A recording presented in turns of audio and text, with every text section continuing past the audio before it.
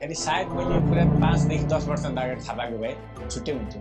किनभने मैले YouTube journey सुरु गरेर भिडियो बनाउन थालेपछि मलाई चाहिँ सक्सेसको बारेमा, ह्याप्पिनेसको बारेमा र सेटिस्फ्याक्सनको बारेमा चाहिँ जान्न मन लाग्छ र मैले यस्तै बिडियो पनि बनाउँछु। अनि त्यसपछि मैले एउटा कुरा खोजिरहेको थिएँ जुन कुराले चाहिँ यी सबै कुरा गभर्न गर्छ हैन। किनभने हामीहरू एकदम डिफ्रेन्ट फिल्डमा कोही एकदमै धेरै पैसा भएको, कम पैसा भएको, त्यसपछि मिडियम हैन, there are so many people.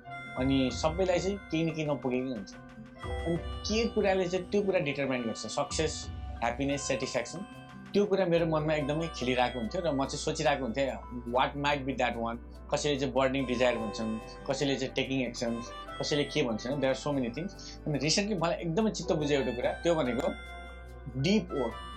Deep work तपाईँ चाहिँ 2 देखि 3 घन्टा 4 घन्टा सबै कुरा बिर्सेर काम गर्नु भएको छ भने that is the best thing, that is the success for you, that is the satisfaction and that is the happiness.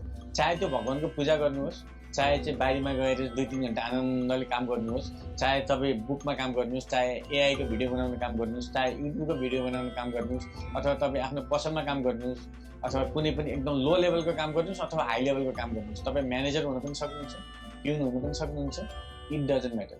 तपाईँले आफ्नो काम एकदमै इमान्दारपूर्वक गर्नुभएको छ र डिप वर्क हैन, तपाईँ चाहिँ एकदम त्यो आफ्नो काममा चाहिँ लिन भएर काम गर्नुभएको छ, तपाईँले चाहिँ काम चोर्ने हिसाबले गर्नुभएको छैन भने कस्तो अचम्म छ है। तपाईँ चाहिँ जब चाहिँ एकदम इमान्दार भएर काम नचोरिकन गर्नुहुन्छ तपाईँ बढी ह्याप्पी हुनुहुन्छ। तपाईँले आफ्नो काम चोर्नु भयो भने तपाईँ कम खुसी हुनुहुन्छ, तर तपाईँले आफ्नो काम नचोरिकन खुसी भएर आनन्दले मिठोसँग गर्नुभयो भने you be more happy person.